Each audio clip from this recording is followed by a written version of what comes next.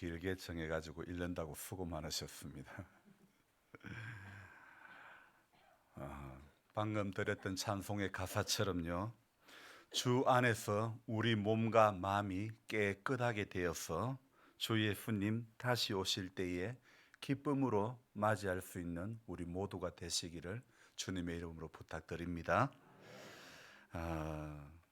오늘 새벽에도 제가 1시 안 돼서 깨가지고 성경 읽고 글을 적었는데요, 하나님께서 하루하루 붙들어 주심에 은혜가 있기에 살아가는 줄 믿습니다. 그래서 우리가 인생이요, 하나님을 향해서 한 것만 영원히 남는 줄로 믿습니다. 우리 자신을 위해서 어떤 대단한 것을 해도요, 온갖 것을 다 해봐도 우리 자신을 위해서 한 것은 여러분 하나도 중요하지 않습니다. 좋은 집에 살아본 것도 불과 얼마 가지 못하는 거예요. 좋은 땅이고 좋은 집, 어떤 곳이 좋은 땅이고 좋은 집이냐? 내 주 예수 모신 곳이 그 어디나 하늘나라인 줄 믿습니다. 주님 모시고 사는 그곳이 좋은 땅이고 좋은 집인 줄로 믿습니다. 2014년도에 처음 교회 제가 사택을 제가 신축을 하면서 짓고 나니 그렇게 좋을 수가 없었습니다. 그때는 정말 전부를 다 얻은 것 같은 그런 마음이 제 안에 있었어도 시간이 지나면 그것도 아무것도 아닙니다. 푸른 마르고 꽃은 시드나 우리 하나님의 말씀은 세세토록 영원 무궁한 줄로 믿습니다. 저는 먼저 주중에 일어난 2가지 일을 소개하려고 합니다. 제 마음속에 언제부턴가 우리 교회도 성합차가 하나 있었으면 좋겠다, 이런 마음을 제가 언제부턴가 제 안에 생겼는데, 물론 현재의 상황으로는 성합차가 굳이 필요하진 않습니다. 그러던 차에 이웃교회에서 새로운 성합차를 사고 기존 타던 차량을 제 문자로 왔습니다. 목사님 차 가져가소, 이렇게 보낸 거예요. 그래서 제가 돈을 얼마라도 쳐드려야 되는데 교회가 가져가면 그냥 돈을 받지 않겠다고 하는 것입니다. 그래도 마음에는 약간 부담이 돼요. 교회 음향과 관련해서 장비를 이렇게 하나를 설치해 드리려고 하니 그것도 거절을 합니다. 사실 제게는 성합차가 있었습니다. 제가 태어나서 처음으로 산 성합차가 카니발이라고 하는 성합차였는데 재작년 보령에 처남이 심우하는 교회에 제가 주었죠. 그 교회 교인 이름으로 교회 성합차를 운행을 했지만 그 교인이 부도나는 바람에 리스회사에서 그 차도 가져가고 말았던 것이죠. 그래서 졸지의 교회는 차량이 없었던 차에 희한한 일은요, 처남이 차를 원하지도 않았는데 제가 처남 차가 카니발이 있는데 필요하면 가져가라고 제가 이야기를 했죠. 사실 그때 처남은 그 교회 장로님에게 이야기를 해놨다고 그런 말을 했는데, 그 교회도 코로나로 인해서 형편이 어려워서 교회를 담보로 대출을 해서 처남 목사의 사례비를 그렇게 드리고 있었던 그런 상태입니다. 그래서 어떤 성합차를 새로 산다는 것은 정말 할 수 없는 일이었죠. 그리고 그 전화 끊고 며칠 뒤에 와서 이렇게 차를 가져갔는데, 제가 이 교회 차를 가져오고 보니 제가 타던 카니발은 거의 벤츠 마이바 수준이고 가져온 차는 이제 아주 뭐 사람이 탈 수 없을 정도는 아니지만은 아직도 한 10년은 충분히 탈 수 있는 차량입니다. 하지만 제가 가지고 있던 카니발이라는 그 차에 비교하니 좀 떨어지는 차였죠. 하지만 그 꼭 필요한 시기에 처남이 심우하는 교회로 참 잘 보냈다는 그런 마음이 드는 거예요. 그때 처남이 한 말이 생각이 나는 거예요. 매형, 저는 이제 그레이스나 스트레스를 못할 것 같아요. 처남은 중고지만은 제가 보낸 카니발 그 풀옵션 차량을 타보고는 형님 이제는 저는 스트레스는 못 하겠다고 그런 이야기를 하는 거예요. 그만큼 성차감이나 모든 면에서 월등하기 때문이겠죠. 하지만 저는 며칠 전 가져온 차량은 비교도 안 되는 차량이지만 그래도 감사한 것입니다. 그 교회가 생각하는 마음이 고마운 것입니다. 저도 카니발을 전남교회로 줄 때 돈 한 푼 받지 않고 보냈던 것이죠. 여러분, 이런 것이 주님의 마음이 아닐까요? 내가 좋은 것은 남 주고 그보다 상태는 떨어지는 것은 제가 가져오고, 여러분 그래도 감사합니다. 제 아내는 이 차가 또 어떤 일을 할까 기대하는 마음이 제 안에 있기 때문이라는 것입니다. 가까이 어디 교회 오시겠다는 분이 있으면 언제든지 출동할 태세를 갖추라고 하는 것일까? 저는 알 수가 없습니다. 어떤 저의 시각으로 안 보이는 것이라 할지라도 차부터 주신 것에는 주님이 또 다른 이유가 있을 것이라, 이런 생각을 해봅니다. 우리 교회는 피아노 반주자가 없습니다. 언제부턴가 저는 이런 기도를 합니다. 주님, 피아노 반주자를 보내주세요 라는 기도가 나옵니다. 이왕이면 아주 프로페셔널한 그런 반주자를 보내주세요. 그렇게 제가 그런 기도가 나옵니다. 그런데 어제 부산에서 한 선교사님이 피아노 조율을 해주시겠다고 한 2주 전에 말씀을 하셨고, 그리고 어제 오셨습니다. 그분은 저랑 동갑내기이고 학교 선생님이 하시고 계시는 분인데, 이분이 이제 저랑 동향이고 또 반주자는 없어도 그래도 오시겠다고 하시길래 그냥 오시라고 제가 했죠. 사실 반주자가 없는데 굳이 피아노 조율을 할 필요는 없죠. 물론 지금 당장 시각으로 보면 말입니다. 하지만 조율을 부탁한 것도 아닌데, 제가 원래 조율을 부탁한 곳은 작년에 건축을 해드린 동아읍내의 교회를 제가 건축해달라고 부탁을 했는데, 하지만 그 교회는 이미 다른 조율사를 불러서 조율을 마친 상태였던 것입니다. 그래서인지 선교사님은 우리 교회 피아노 조율을 해드리겠다고 연락을 하시고 우리 교회로 오셨던 거죠. 자, 저는 반주자가 없는데 조율할 필요는 없을 것 같은데 마음에 이런 생각이 듭니다. 하나님께서는 왜 이런 피아노 조율을 갑자기 해주러 오신다는 그럴까? 피아노 반주자를 보내주시려고 하시는 것일까? 조율을 하려고 피아노 커버를 열고 몇 군데를 확인해 보시더니 이거 상태가 좀 심각하다는 거예요. 피아노 뒷판이 울림판인데 그 나무가 깨지고 금이 가고, 피아노 줄을 당겨도 조율을 하면 그 돌린 만큼 그 자리에 가만히 있어야 되는데 다시 원점으로 돌아가는 것도 몇 개가 있고, 그래서 전체적인 어떤 피아노 상태는 상당히 좋지가 않은 그런 상태입니다. 또 주물로 된 이 철 구조물이 곳곳에 몇 군데 크랙이 간 것도 보입니다. 총체적으로 부실인 피아노를 선교사님은 1시간 반 동안 묵묵히 조율을 해 주십니다. 이 또한 무슨 일을 계획하고 계시는지 주님의 의도가 궁금합니다.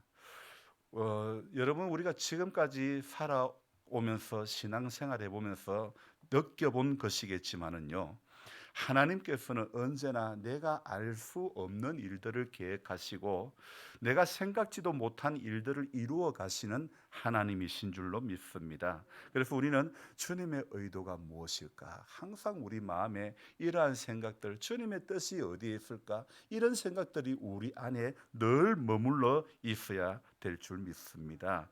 신앙생활을 하면서요, 누구나 다 경험해 보았겠지만은 이 피아노 문제도요, 저는 이런 생각을 해봅니다. 조율을 아무리 해도 반주자가 없는데, 그러나 이 피아노 문제도 주님께 맡길 문제지 제가 고민할 문제, 제가 조율을 해야 할지 말아야 될지 이 문제까지도 제가 결정할 문제가 아니라고 저는 생각을 해보았습니다. 우리는요, 우리가 잘 알아야 될 것은 내가 걱정을 해야 되나 맡겨야 되나 이런 고민들을 많이 하게 되는데, 왜 그러지 않습니까? 사람이 늙으면 안 해도 될 걱정만 자꾸 늘어난다고. 여러분 지금 그 단계입니까? 우리 전원자 집사님이 웃으시는데 저분이 안 해도 될 걱정을 참 많이 하시는 분입니다. 여러분, 그게 인생인 것 같아요. 안 해도 될 걱정, 괜한 걱정, 염려스러움도 있지만은 세월 앞에 인력으로 안 되는 것은 그냥 맡기는 것이 신앙 세계에서는 최고의 선이라고 생각되집니다. 사람이 나이 많아 늙으면 무엇을 해야 하는 것일까? 오늘 말씀 제목에 나오는 생소한 단어, 우리 연로하신 성도님들이 보시기에는 조금 생소한 단어가 있습니다. 어떤 단어죠? 아니, 오늘 말씀의 제목 가운데 버킷, 뭐 로켓이요? 버킷리스트. 네, 그래요. 버킷리스트라는 것이 있는데 원래 버킷이라는 말은요, 한국에서는 잘 이 말을 버킷이라고 안 하고 우리가 말할 때 바켓수라는 말이죠. 버킷을 일본식 발음하면 바켓수가 되는 거예요. 이 바켓수라는 일본식 발음을 우리는 더 익숙한데 바구니, 양동이라는 그런 뜻입니다. 그래서 이 버킷리스트라고 하는 말은요, 사람이 죽기 전에 꼭 해야 할 일이나 하고 싶은 일의 어떤 순서, 목록을 이야기를 하는 거죠. 여러분 한번 물어볼게요. 돌아가시기 전에 뭐 하고 싶습니까?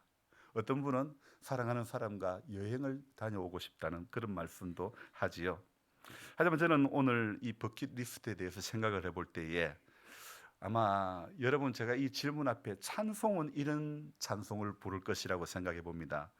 내 평생 소원 이것뿐, 주의 일 하다가 이 세상 이별하는 날 주 앞에 가리라.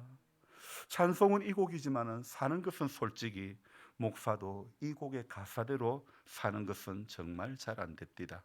이런 의미에서 찬송을 불러도 어떤 면에서는 이것저것 바꾸어서 불러야 할 것이 아니라 안 되는, 내가 그리 못 사는 그 곡을 위주로 부르면 어떨까, 이런 생각도 해보았습니다.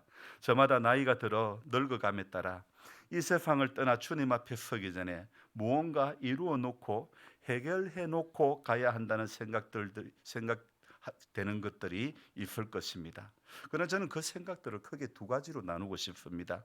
하나는요, 하나님을 향한 생각 하나와 또 하나는 인간을 향한 생각, 즉 자식들을 향한 생각이 있다는 거죠. 바라는 것은 자식들을 향한 생각보다 하나님 생각 더 많이 할 수 있는 믿음이 우리 교우들 안에 있기를 주님의 이름으로 소망합니다. 어제 선한 목자 교회 담임 목사로 취임한 김다위 목사님의 간증을 저는 들었습니다.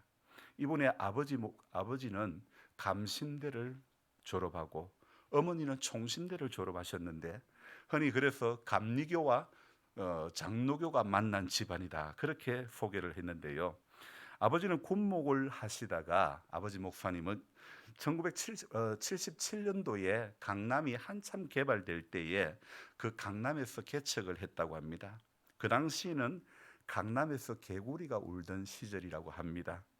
뭐 믿기지도 않는 이야기죠. 그런데 이분이 세 딸을 데리고 강남에서 개척을 했는데, 한참 강남이 개발될 때에 만 7세, 5세, 3세 세 딸을 데리고 개척을 했는데, 그 중에 이 막내딸이 얼마나 영특한지, 부활주일 앞이고 또 어버이주일 앞이면 그 불러야 될 노래를 전부 다 외워가지고 그렇게 부르고 그렇게 했던 굉장히 똘똘했던 딸이었죠. 근데 1978년 4월 22일, 어제 날짜였겠죠. 부모님은 신방을 나갔고 또 이 자매는 길 건너편 가게에 과자 사러 갔는데, 이 막내의 딸이 50원짜리 과자를 이렇게 언니에게 사달라고 조르는 거예요. 둘째 언니는 수중에 50원이 있었지만은 이 돈은 11조였던 것이죠. 그 다음날 예배에 드려야 될 11조였던 것이죠. 그리고 이 돈에 대해서 막내에게 자세히 설명을 하는 것입니다. 이 돈은 내일 예배 때 하나님 앞에 드려야 될 11조라고. 그러니 엄마가 오시면 엄마에게 과자를 사달라고 하자, 그렇게 언니가 이야기를 하는 것입니다. 그래서 신이 나서 길을 건너는 막내는요, 그 당시 한창 강남이 개발될 때에 그 강남의 공사 현장에 다니는 덤프트럭에 치이고 마는 것입니다. 둘째 언니가 만 5살밖에 안 되는 이 둘째가 아직까지 뭐 죽음이 뭔지 잘 모르는 그런 둘째가 만 5세의 여자아이에게는 죽음이라는 개념이 없었던 그런 시기였죠. 근데 막내 동생이 길에 누워있고 숨을 쉬지 않는 것입니다. 어떻게 된 것인지 외할머니가 먼저 소식을 듣고 이렇게 오셔가지고 이제 이후에 부모님이 신방을 마치고 오셨는데, 이제 이 부모님께서는 막내딸의 죽음을 이렇게 보려고 했지만은 차에 큰 트럭에 치여서 그렇게 죽었던 그 비참한 막내딸의 죽음을 그 어머니께서, 외할머니께서 보지 말라고 차라리 보지 말라고. 그래서 막내의 죽음을 보지 않고 그렇게 장례를 치렀는데요. 아버지는 목회자이셨지만은 한없이 통곡하고 우셨고 그의 어머니도 말할 수 없는 그런 상태였죠. 마지막 장례를 치르는데 그의 어머니는 평소에 자녀들에게 자장가를 불러줬는데 그날 찬송가 226장 저 건너편 강 언덕이라는 찬송을 불렀습니다. 김다희 목사는 장례식을 사진으로만 보았다고 합니다. 정말 그 아버지께서는 목회를 그만둘 수도 있는 상황인데 하나님께서 너무 사랑하셔서 데리고 가신 것이라고 생각하고 장례를 은혜 가운데 잘 치렀고, 그리고 그 차를 운전했던 기사가 감옥에 가 있었는데 아버지 목사님께서는 운전수를 풀어달라고 탄원을 하는 것입니다. 그도 누군가의 가장이다. 가족을 위해서 일하다가 사고를 낸 것이기에 한탕이라도 더 뛰어야 가져가는 돈이 많기 때문에 그래서 열심히 일하다가 사고를 낸 것인데 풀어주라고 이렇게 탄원을 한 것입니다. 아이의 사망 이후에 보상금 3천만 원을 받았는데 그 돈을 그대로 하나님 앞에 드리고 말았죠. 50원짜리 과자를 사달라고 조르던 막내딸의 핏값으로 받은 그 3천만 원을 하나님께 다 그대로 드린 거죠. 김다희 목사는 자기 아버지를 향해서 우리 부모님은 슈퍼 크리스찬이라서 그랬을까요? 드린 것일까요? 아닙니다. 우리 부모님은 깨어진 질그릇에 불과합니다. 그렇게 이야기를 합니다. 이 목사님 부부는 사고 이후로 서로 눈만 마주치면 눈물이 나서 얼굴을 서로 쳐다볼 수가 없었다고 그렇게 이야기합니다. 1년이 지나고 어머니가 임신을 했는데 기도하기를, 주님, 제게 아들을 주시면 주님의 사람으로 키우겠습니다. 근데 그때쯤에 이 둘째 딸이 꿈을 꾸었습니다. 엄마 아빠, 꿈을 꾸었는데 막내 주희가 꿈에 나왔는데 공중에 하얀 날개 옷을 입고, 그런데 머리가 빡빡이에요. 여자아이가 아니고 남자예요. 그렇게 이야기하는 거예요. 얼마 후에 태어난 아이가 40년이 지난 뒤 지금 여러분 앞에 서 있다고, 그렇게 선한목자교회에 오게 되면서 설교하는 가운데 이런 간증을 한 것입니다.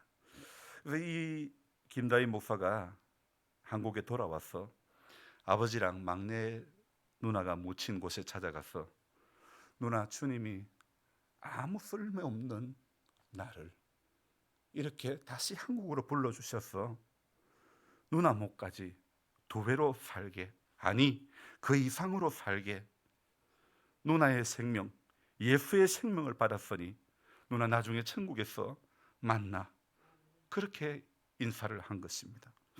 그 죽음이 아니었다면 자신은 태어나지 못했을 것이고 무엇보다도 예수님의 죽음으로 자신이 살게 되었음을 감사하는 그의 간증을 들었습니다. 정말 눈물 나는 그런 사연이었죠. 하나님은 그곳에 잠시 이 선한 목자교회의 부교역자로 잠시 사역을 하다가 미국으로 간 김다희 목사를 다시 선한 목자교회의 목회자로 부르셔서 얼마 전에 담임 목사로 취임하는 그런 시간을 가졌습니다. 막내 누나의 죽음을 통해서 태어난 김다희 목사는 삶의 남은 시간을 주님을 위해서 눈앞 목까지 2배 아니 그 이상을 살 것을 다짐한 것이죠. 그것이 바로 그의 버킷리스트가 되는 것입니다. 그렇다면 오늘 이 역대상에 나오는 다윗의 버킷리스트는 무엇일까요?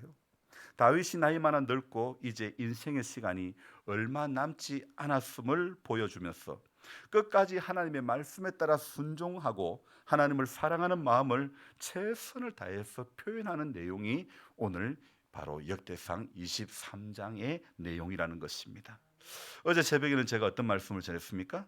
성전 건축에 관한 내용을 말씀을 전했죠. 오늘은 그 안에서 섬길 사람들에 대한 이야기를 이렇게 짧지만은 드리려고 합니다. 다윗이 사람의 숫자를 세는 장면이 23장에서도 나옵니다.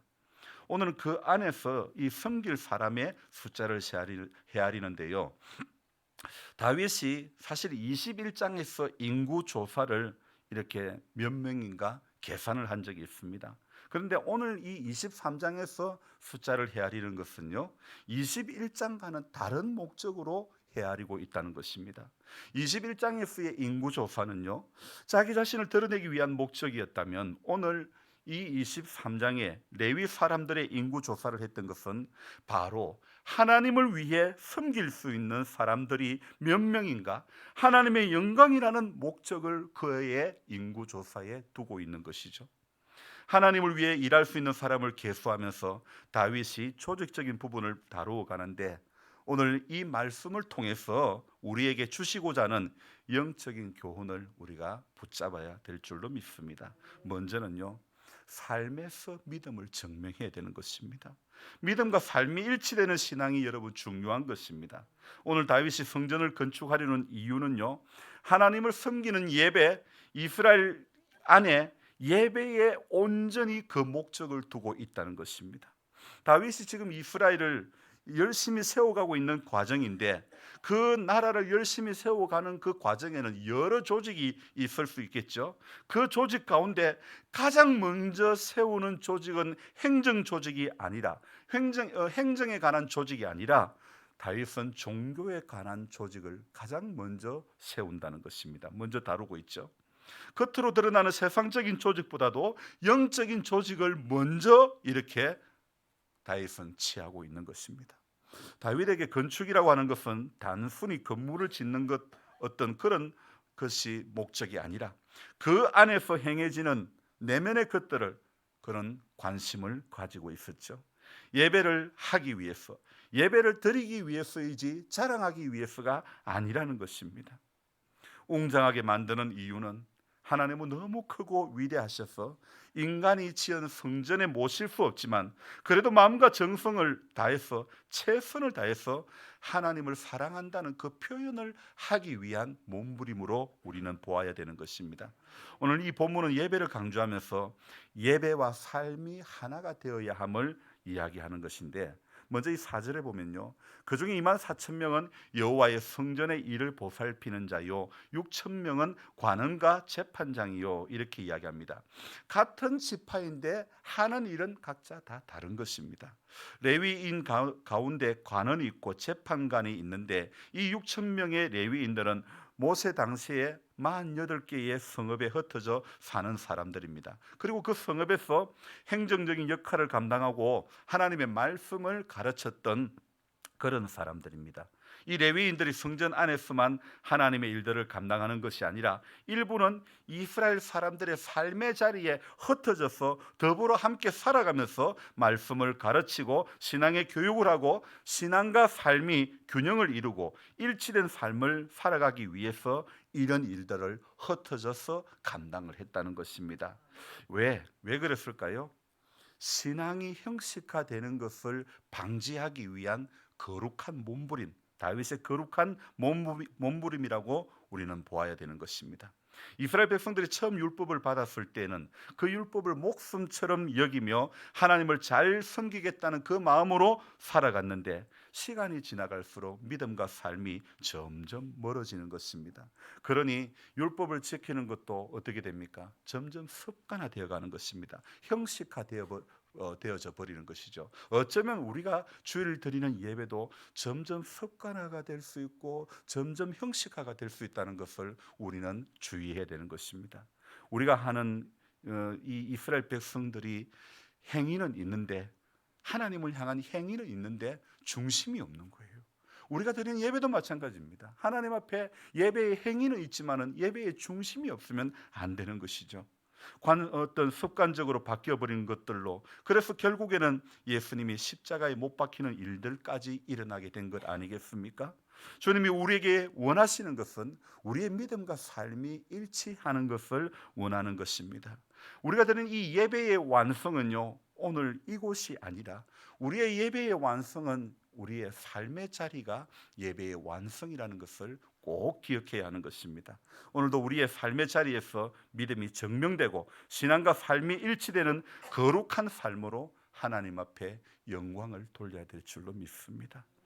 그리고 또 이 23장을 계속해서 읽어보면 다윗이 2만 4천 명의 레위인들을 24개의 반열로 나누어 가지고, 그리고 그 일들을 순차적으로 감당하게 하는 겁니다. 왜 순서를 정할까요? 성전의 일을 감당할 때 한 사람이라도 소외되는 사람이 없게 하기 위함인 것이죠. 좋은 일에서만이 아니라 힘든 일을 감당할 때도 누구나 골고루 맡겨진 사명을 잘 감당해야 되는 것을 강조하는 것입니다. 그래서 다윗의 지시와 같이 모든 사람들이 자기의 순서에 따라 성전을 섬기는 일을 감당하는 것입니다. 예외 없이 모두 성전을 섬기고 나면 무엇이 어려운지, 무엇이 정말 은혜인지 서로가 마음을 나누게 되고 헤아리게 되고 보완하게 되고 더 충성하는 사람이 될 수 있지 않겠습니까? 그리고 그 가운데 한 마음을 품을 수 있지 않겠습니까? 잠언 21장에 공의와 정의를 행하는 것은 제사를 드리는 것보다 여호와께서 기뻐하시는 것이다, 그런 말씀이 있습니다. 모두가 동일한 마음으로 섬기는 것이 중요한 것입니다. 이것은 오늘도 마찬가지입니다. 여러분, 우리가 교회를 섬기는 이 모든 일들을 모두가 동일한 마음으로 하나님의 은혜에 붙들려야 될 줄로 믿습니다. 또한 이 역대상 23장에 우리가 주목해야 될 것 또 한 가지, 28절 말씀을 보면요, 이런 단어가 나옵니다. 그 직분은 아론의 자손을 도와, 이렇게 되어 있죠. 아론의 자손을 도와. 레위인들은 아론의 자손들을 돕는 겁니다. 아론의 자손의 지시를 따라야 된다는 것인데, 레위인들이 감당하는 일은 아론의 자손들과 하는 그 일들과 비교해 보면요, 좀 하찮아 보이는 그런 일일 수도 있습니다. 제사장의 반열에 있는 사람들과 레위인의 반열에 있는 사람들은 좀 약간 좀 어떤 차이가 있는, 어떤 레위인의 반열에 있는 사람들은 보조적인 역할을 하는 그런 역할이라고 생각을 할 수도 있습니다. 그러나 사명을 감당하는 사람이 어떤 자세가 필요한지 그것을 이야기하는 것이죠. 그래서 제가 지난 화요일인가 고두새벽 묵상의 글 제목을 제가 유튜브에 올리면서 이렇게 정했습니다. 중요한 것은 어떤 직분인가 보다 어떤 자세인가이다. 여러분 맞지 않습니까? 어떤 직분으로 교회를 섬기는 것보다 어떤 자세로 교회를 섬기는가, 이것이 더 중요한 줄로 믿습니다. 그래서 하나님을 예배하는 우리들은요, 하나님의 사명을 감당하는 사람이 어떤 자세가 필요한지 저와 여러분들은 이 말씀을 보면서 기억해야 됩니다. 하나님의 부르심 앞에는요, 결코 크고 작은 일들이 있지 않고 모두가 동일한 하나님의 일인 줄로 믿습니다. 그래서 오늘 이 레위인들이요, 다윗의 유언대로 아론의 자손을 돕는다. 중요한 것은 이겁니다. 전부 다 하나님을 예배하는 일을 돕는 그런 역할을 했다는 것이죠. 앞에서 일하느냐 뒤에서 일하느냐, 이게 중요한 것이 아니라, 드러나는 일을 하느냐 드러나지 않는 일을 하느냐, 이게 중요한 것이 아니라 내게 주어진 일이라는 하나님의 사명이라는 것을 기억하는 것이 우리에게 오늘 중요한 문제라는 것입니다. 이런 귀한 믿음의 자세가 있을 때 하나님은 그 모습을 통해서 우리 안에 하나님의 나라를 세워가는 줄로 믿습니다. 그래서 우리에게 어떠한 사명이 주어졌는가의 내용도 중요하지만은 내가 어떤 마음가짐으로 하나님을 사랑하고 또 그 사랑하는 마음으로 감당하는지 오늘 이 본문은 그것을 우리에게 교훈하고 있다는 것입니다. 그래서 직분보다 중요한 것은 마음의 자세, 우리의 신앙의 자세가 하나님 앞에 중요하다는 것을 알아야 되는 것입니다. 벌써 몇 주 전부터 예고된 일이었지만은 우리 연로하신 남자 성도님들이 오늘 출타하신다 그래가지고 주님, 직장도 안 가지신 분들이 먼 길을 주일날 가신다고 하는데 그래도 우리 건집사님 미리 또 오시니까 얼마나 제가 힘이 나는지 모르겠어요. 하나님 오늘 누구를 보내주시겠습니까? 오늘 우리 예배가 하나님 썰렁하지 않기를 원합니다. 우리 예배 가운데 오늘 하나님 말씀하시고 또 우리가 함께 은혜를 나누기를 소망합니다. 사모하고 기다리고 기대하는 거예요. 여러분, 상황은 제 아내 벌써 몇 주 전부터 식사를 하면서 목사님 미리 말하는 건데 이러면서 말씀을 하시는데 드디어 며칠 있으면 올 것이 오겠구나 그런 생각을 했는데요. 하지만 하나님은 꼭 그때마다 예비하시는 하나님인 줄로 믿습니다. 예비된 심령을 보내주시고 예비된 말씀을 주시고 예비된 은혜를 주시는 하나님이신 줄로 믿습니다. 그래서 우리는 오늘도 이번 한 주간도 살아가면서 우리가 생각해야 될 것은 선택권은 나에게 없다는 것입니다. 선택권은 오직 그분에게. 오늘 이곳에 발걸음을 우리가 이렇게 발을 내디딘 것도 나의 선택권이 아니라 하나님께서 불러주신 하나님의 선택이라고 우리가 생각하고 인정해야 될 줄로 믿습니다. 그래서 하나님께서 열어가시는 것, 하나님께서 보여주시는 것, 신앙생활하면서 우리 끝까지 그것 바라보고 나아가시기를 바랍니다. 좋은 집, 어떤 좋은 것, 여러분 서두에 제가 말씀드리지 않았습니까? 분명히 우리가 알아야 될 것은 내 주 예수 모신 곳이 그 어디나 하늘나라. 우리 이 고백이 우리의 고백이 되고 우리의 일상이 그러한 고백의 자세로 살아가야 될 줄 믿습니다. 제가 그러지 않았습니까? 어깨가 하도 아파가지고 나는 수술 안 하기를 원하는데 그런데 어깨는 아프니까 강단에서는 하나님이 나를 고쳐주실 거라고 선포를 했는데 제가 믿음이 없는지 강단에서 해야 될 말이 따로 있고 나는 수술을 해야 되나, 제가 인간적인 생각이 들었다고 하지 않았습니까? 그러나 하나님 앞에 제가 다시 곰곰이 생각해 보니 사명이 있으면 어깨를 고쳐주실 것이고 사명이 없으면 어깨 못 쓴들 뭐가 답답하냐 이거예요. 그런 마음이 드는 거예요.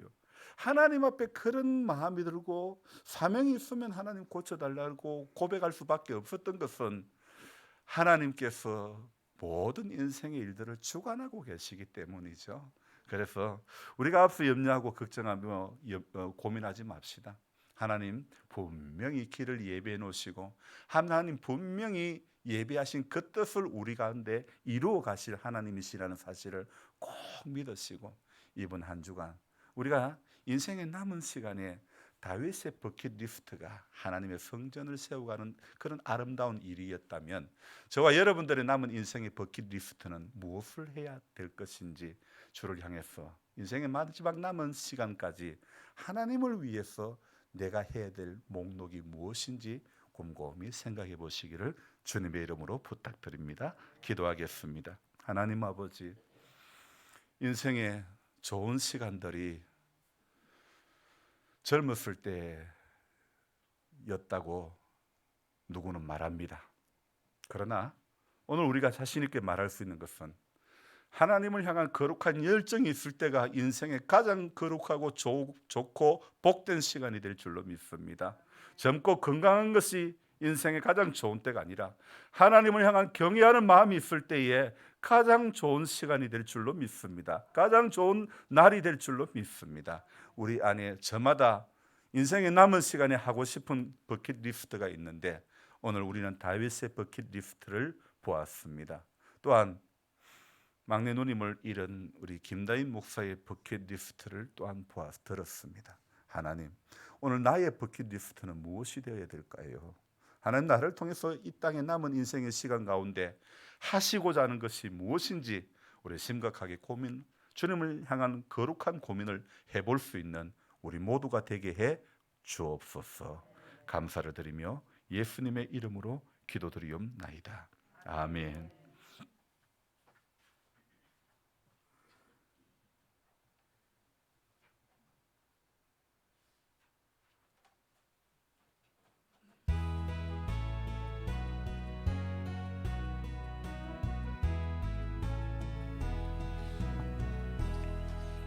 날 구원하신 예수를 영원히 찬송하겠네. 저 죄인 어서 주께 와 죄 사유하심 받아라. 구하라 주실 것이요 찾으며 얻을 것이